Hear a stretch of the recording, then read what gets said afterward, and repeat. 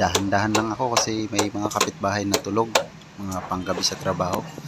Pero ang katabi kong kapitbahay, pang demolition ng atake.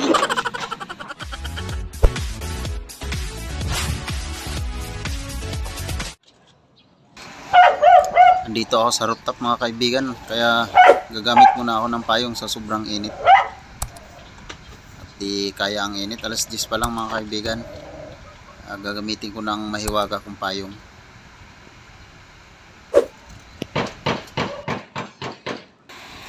Ayan, at may demolition sa katabi ko. Kalabugan din mga kaibigan. Nasa bubong din gumagawa. Kasi may tulo. Dahil tamad maghawak mga kaibigan, ganito na lang ang gagawin ko sa aking payong. Dito ko ilalagay sa likudan. Tinalian ko ng alambre. Ayan mga kaibigan. O diba? Malayang gumalaw ang aking kamay. Pawalis-walis muna kaibigan.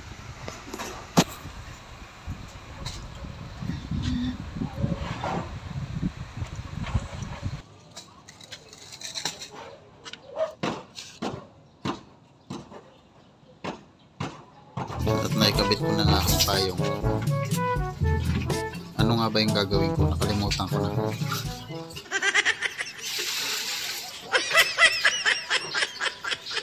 Hindi ko na malaman. Ayun, yung pala yung pupulutin ko. Yung upuan ko pala. Nalo ko na. Ito na nga. Nagamit ko na naman ang mahiwaga kong banggito. Dahil ako magsisilsil. Ang sisilsilin ko yung mga bitak-bitak dito sa rooftop. Kasi baka dito dumadaan yung ulan. Pagkatapos ng pagsisil, saka ko naman tatapingan. Kung hindi umobra to, ay kailangan na talagang bubungan para maalis na yung tulo.